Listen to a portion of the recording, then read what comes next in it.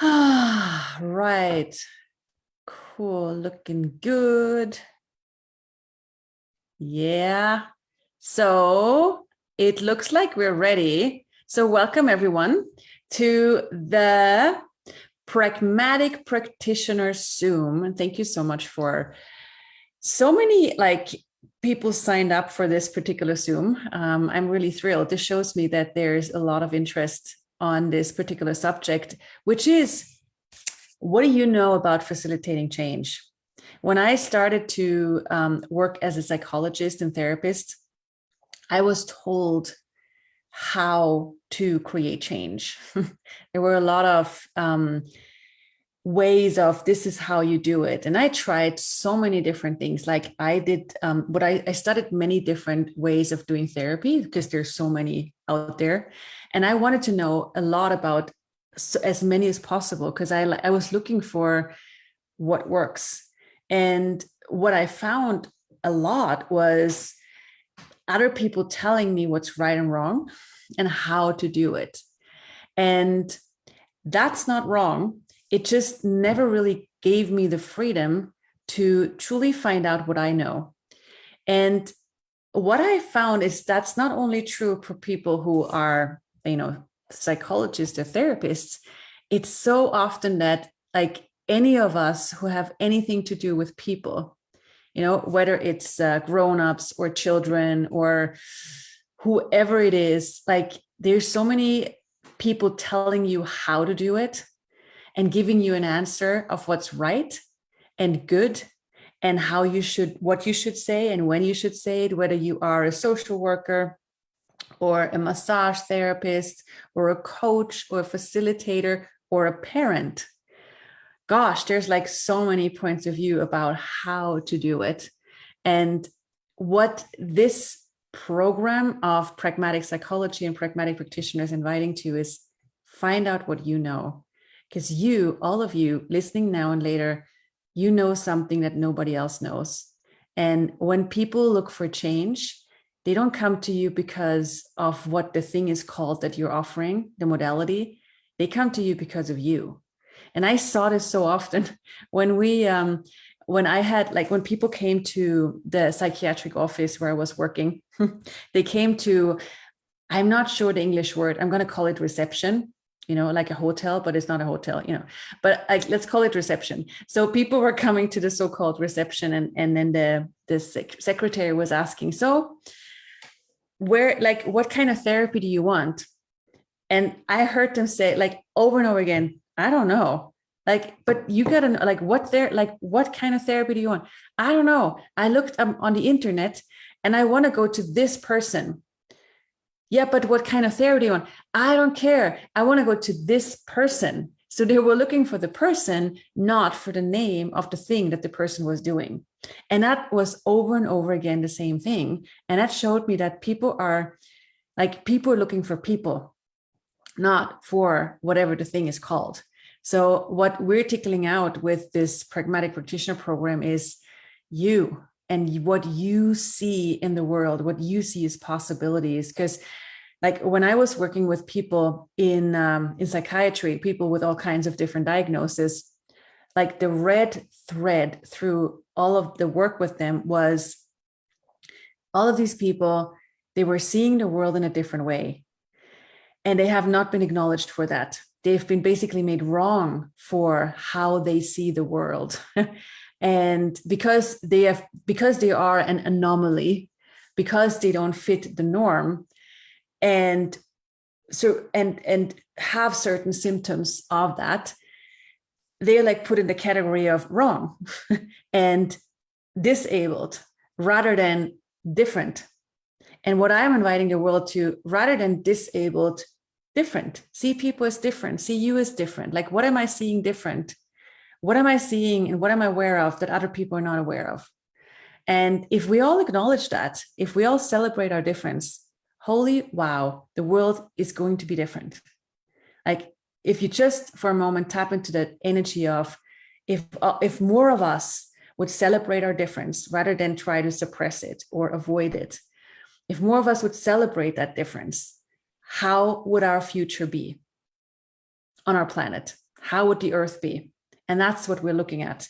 Not just, you going to help, like not just you going to an expert and being a better version of this reality and fitting in even more, like being so other people are happy with you. Because that's what I saw a lot with that kind of work, is like people went to find help so they are a better version of this reality, and so others are happier with them because they're more normal. That's not going to change our world. So this is like, what if we have a bigger perspective? What if it's not just about being better, but being as great as we can be, and that way creating a future that works for all of us? And this is what I invite with, pragmatic psychology. Pragmatic means doing what works. A lot of people out there are dramatic rather than pragmatic, and dramatic in a sense of they're looking for a problem and they are sure that they have a problem. They don't even question that they have a problem. And then they look for validation, for proof that they have a problem. And the next step is looking for a solution, which validates the problem. But people are not looking at the possibilities, which is the pragmatic part. Look at what works and build on that. Because then the things that don't work, they melt away. You take a detour. Being pragmatic is basically taking a detour through your life.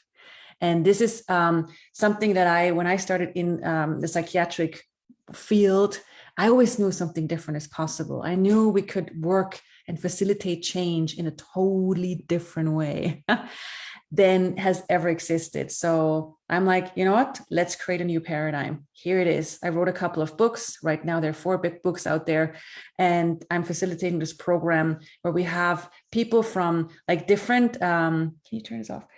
Where we have people from different like backgrounds, like social workers, parents, grandparents, doctors, therapists, facilitators, who are like, okay, I love my work and I would like to love it more. And the loving it more comes from adding you and from adding your uniqueness and your way of handling people, including yourself. So that's what we're inviting to. And today we have some of the pragmatic practitioners, like the official pragmatic practitioners, which means they've done a couple of pragmatic psychology classes and practitioner classes. They are like part of this program, like the pragmatic practitioners. It's part of a program where we, do different events together. We do calls. We just like look at constantly evolving our way of working with people. And so we have a couple of them today. So I wanted to just give them a chance to inspire you with what their version of this is. So how about we start with Kimberly? She looks ready. Are you ready? Are you good? I don't think it matters. Let's just go. Good. So welcome everyone to Miss Kimberly Stewart. So can you just say also like combination of where are you in the world, and also what is that perspective of being pragmatic for you, and how do you use it in your life and your work? So I am in Nashville, Tennessee, USA, and I use it in multiple areas. And one of the main areas is I work with mental health and drug and alcoholics, and in a mental health rehab. And I work a lot with families, and really having those conversations with families who sometimes can be a little bit more in distress than the addict or alcoholic, and getting them to see what works and really allowing people to see they have choice. And I think that's probably one of the most beautiful gifts, is when you ask somebody, if you had it all your way, what would you get out of this? And for me, then I have to ask them, if you had it all your way, what would you choose living like? If you could do anything right now, what would you choose? That gets them to the truth of them, because now it's not about them trying to fix somebody else. And that's playing with the energy. You know what I mean? I love that it's inviting questions and undoing lies a piece by piece. And for me, I don't have to walk away with you liking me. And I used to want you to like me when we were done talking. I love that. So like there's many things you say which are brilliant. And so can you say more about I don't need you to like me and I used to need that. So what like say more about that.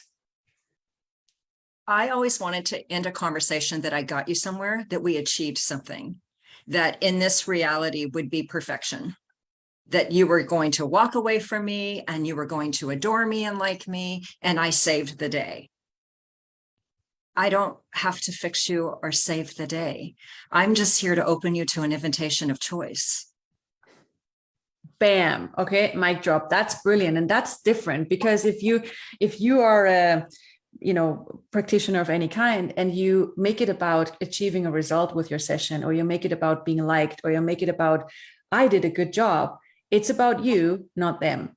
And it's not about, and like this, the different perspective Kimberly is talking about is like this is where you truly empower people to know what they know, and also inviting them to know that they have choice.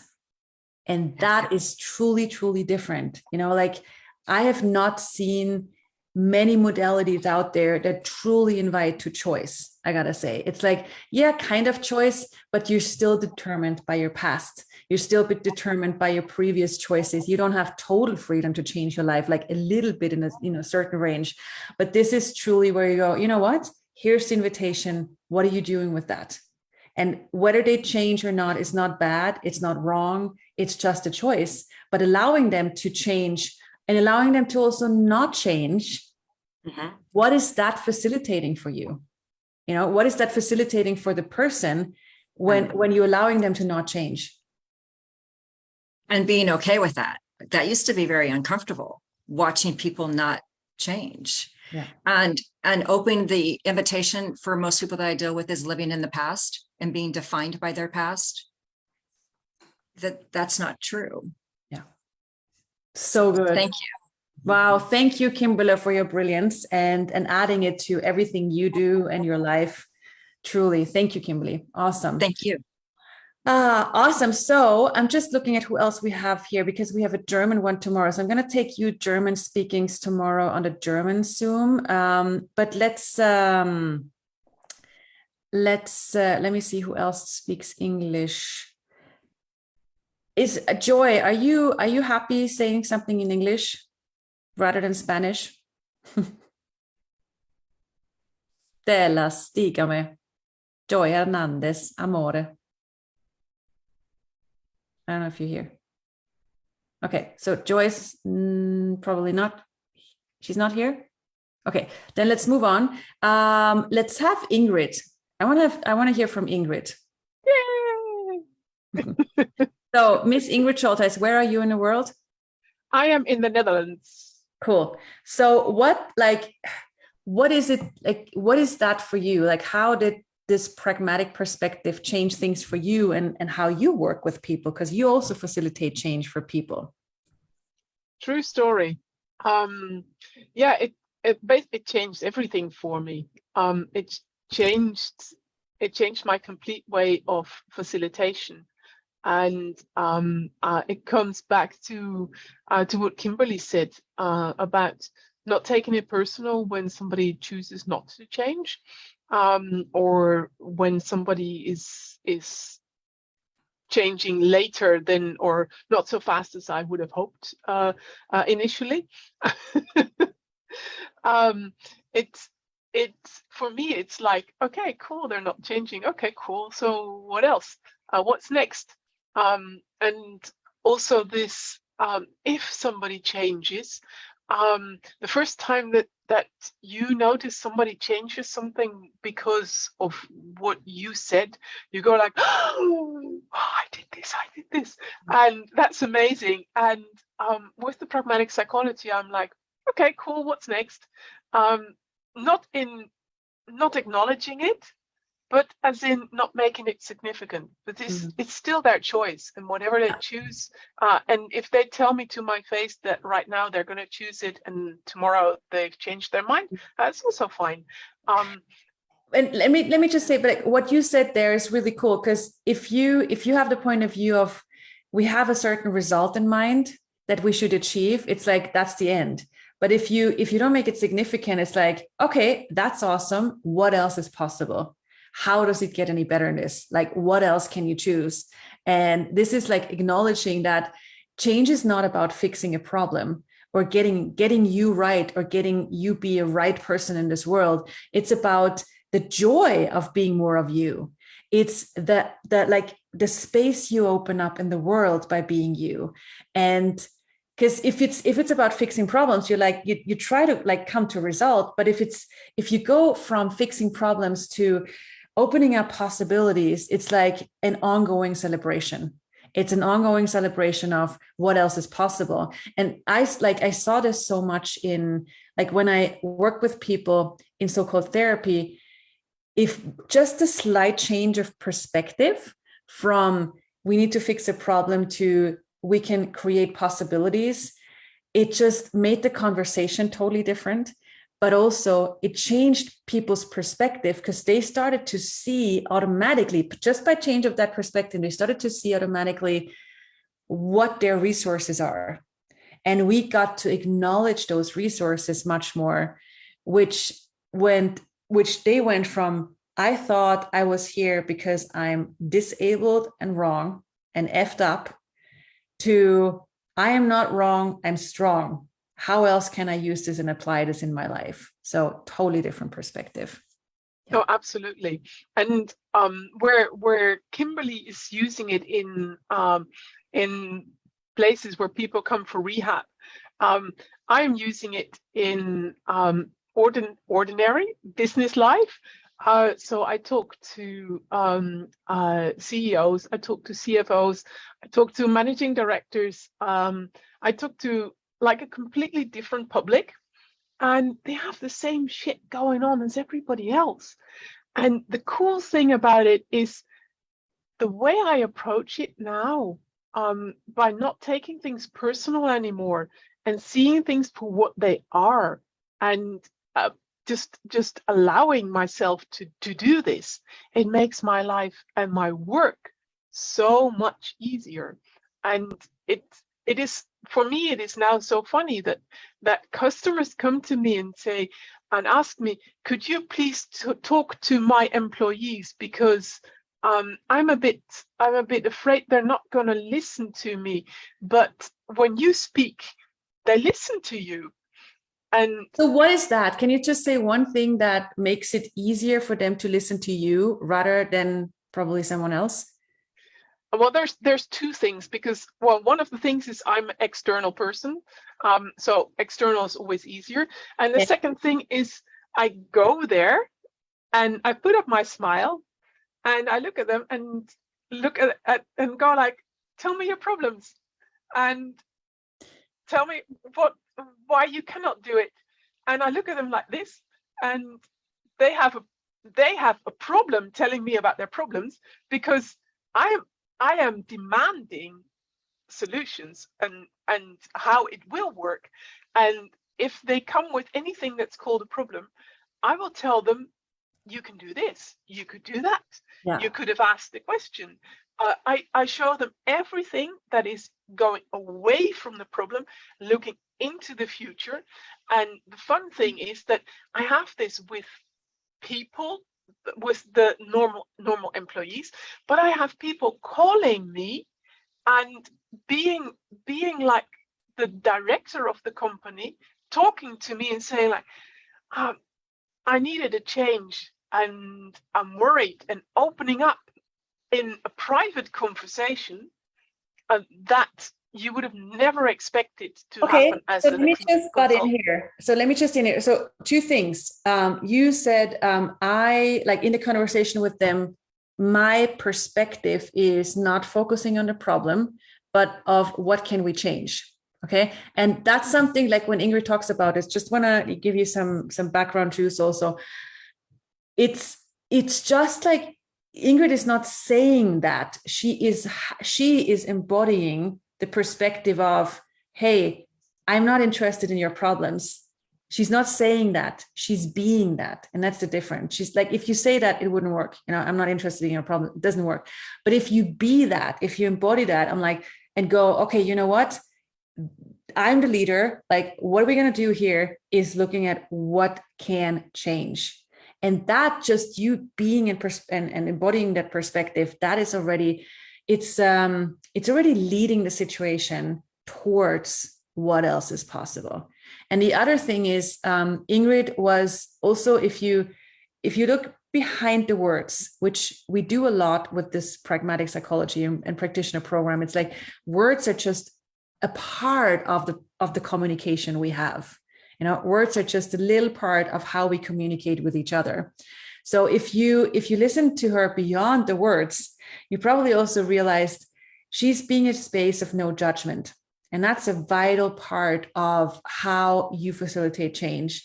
It's like there's a lot of modalities out there where you supposedly judge what's good and what's bad, what's right and what's wrong. If you're at a space of no judgment, you're basically like Ingrid's background. You're like the woods. You're like nature. You are like walking in the forest or taking a swim in the ocean. If you take a swim in the ocean, you just go, ah. If you take a walk by trees, you go, ah, why? Because the trees don't say, have you changed today? Are you a better person today? Did you do your to-do list? It's like, hi, what can I contribute to you? How can I nurture you today to greater possibilities? And that's something we can be. We can be for the world. We don't need to wait, until people go to the woods. We can be the energy of woods and trees and nature and earth for each other, for ourselves. And that's truly pragmatic. Thank you so much, Ingrid. That was amazing. Very grateful. So let's have Tuli, Miss Tuli also. Hello, hello. Hello, Tuli. Where are you in the world? I'm in Finland. Finland. Yes. So what is that pragmatic perspective for you, and what is it changing for you and your work, and what do you work with? I do facilitation and quite wide range. So I might do also business, and I might do body, and so it's not narrow thing. And the other place is my own family. 2 almost teenage kids. So you can imagine the drama we have there. Wow. Okay. So can you say something about being pragmatic with children, teenagers? Because I love how, so we had Ingrid talking about applying it in businesses and employees, Kimberly, working with drugs and people who need facilitation and therapy. And now you talk about children. Like, wow, how? Say something. You and Ingrid, you were speaking about words and the energy behind the words. And with kids, now I have discovered that what they say actually isn't what they say, but what they mean is totally different thing. And how they try to manipulate me, and all those different ways to get what they want, either with crying, screaming, extreme manipulation. Last one was, okay, I'm packing my things and leaving you. My dear 9 years old kids. So yeah. And when you are with this interested point of view, oh, okay, where did you plan to go? It was like, oh, I just outside. Any other plans? No, I thought I could come back soon. So everything was like dissolving and disappearing. So that sounds like you didn't project a judgment on them. Yeah. You were asking them. Yeah. And that space of not like, and that's a challenge for parents, like truly, because as a parent, you're supposed to, judge your children, whether they are behaving right or they're behaving wrong. That's like a program a lot of parents have indoctrinated and function from. But if you move out of that program, again, not dramatic parent, but pragmatic parent, then you do what Thule does, and you see, okay, if I don't project a judgment on my child, and I ask them, hey, what was going on for you? What made you choose this? What did that choice create for you? What future is this choice creating? Then it's inviting them to, wait a second, why did I choose this? Okay, I was going outside and like all that stuff. And it's truly where they get to, you by asking them rather than projecting a judgment on them, you make them be present in their body, you make them be present in their lives and go, wait a second, is this really what I want to choose? Is this really creating what I would like to create? And then also what you talked about without saying it was the allowance, right? Yeah. So does allowance is how is that something you're dealing with? It's constant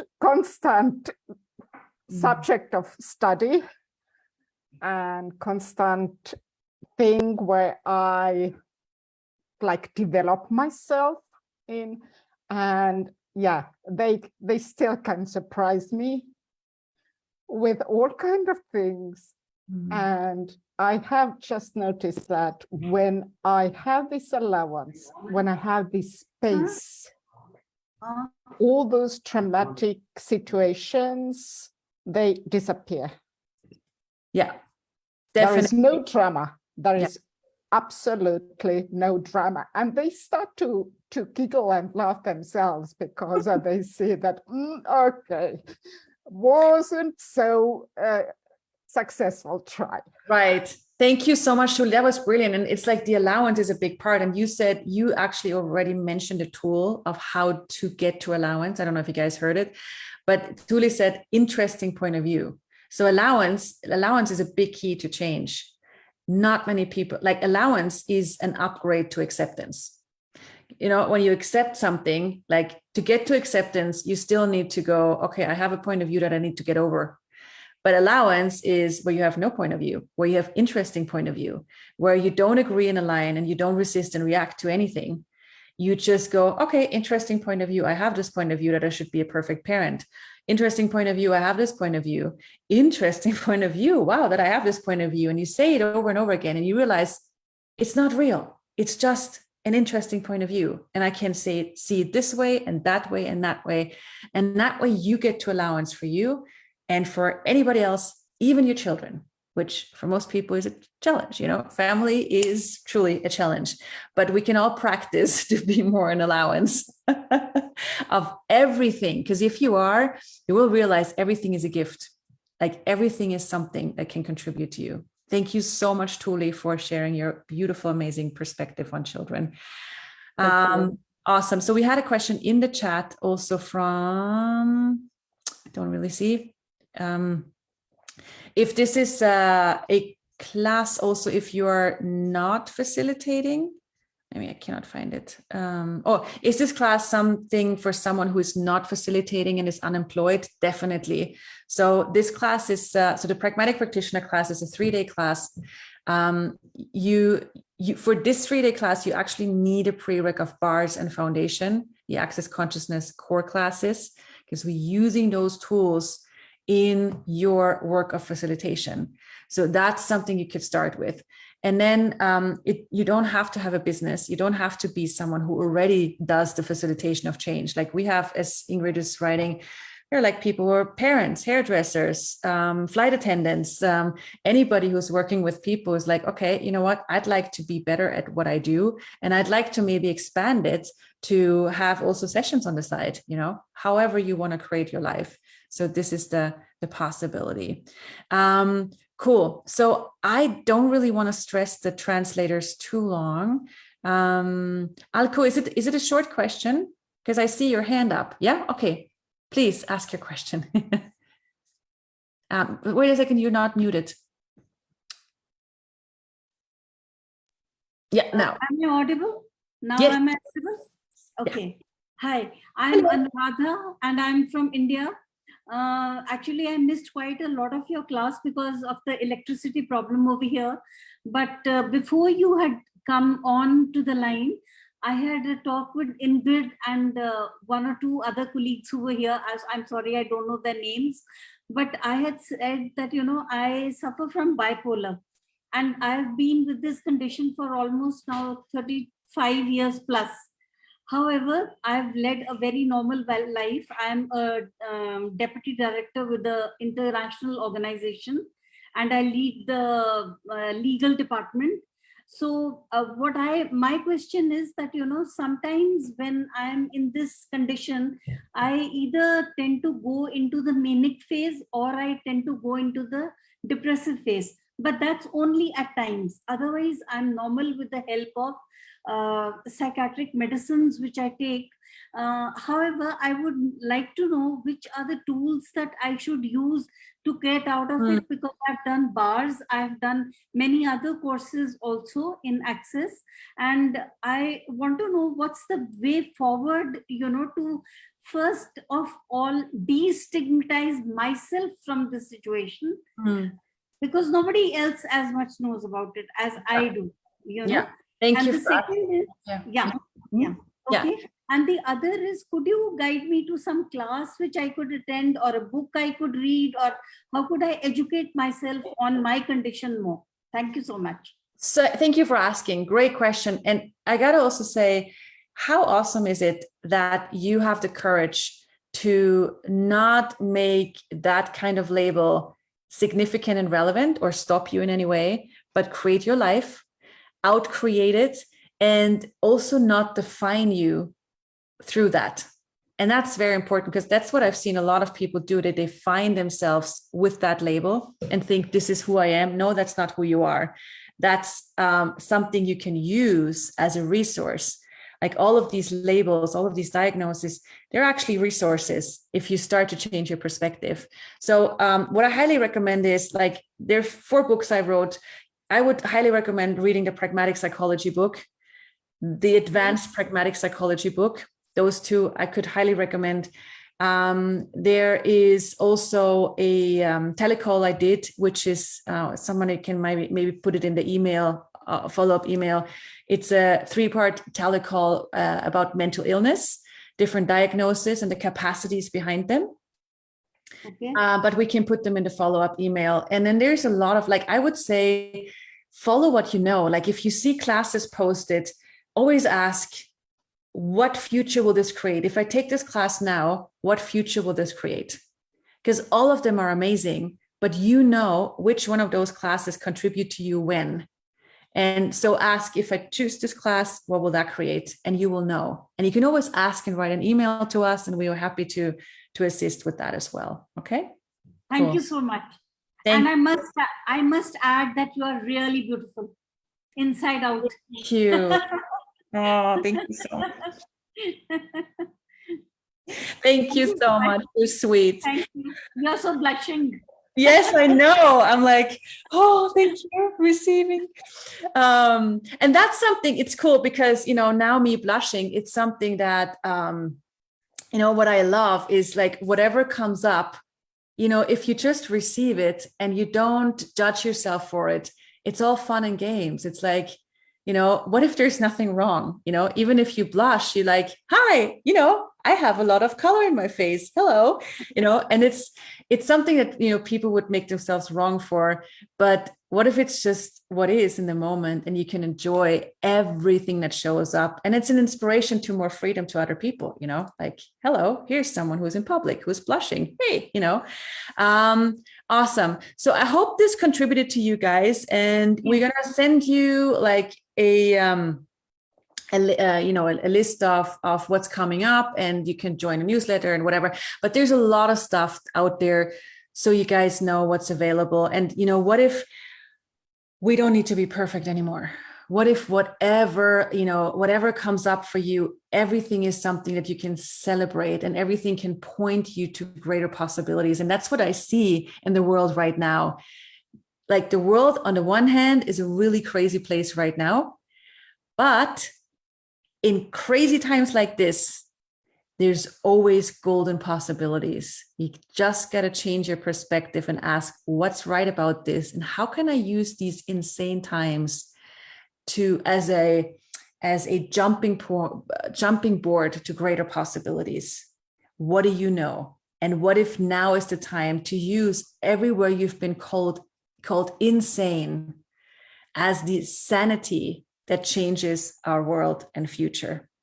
So thank you so much, everyone. And thank you, Pragmatic Practitioners, for your brilliance and your difference in the world. And I'm looking forward to having more Pragmatic Practitioners join us and inspire people. So thank you, everyone. Thank you. Bye. Bye.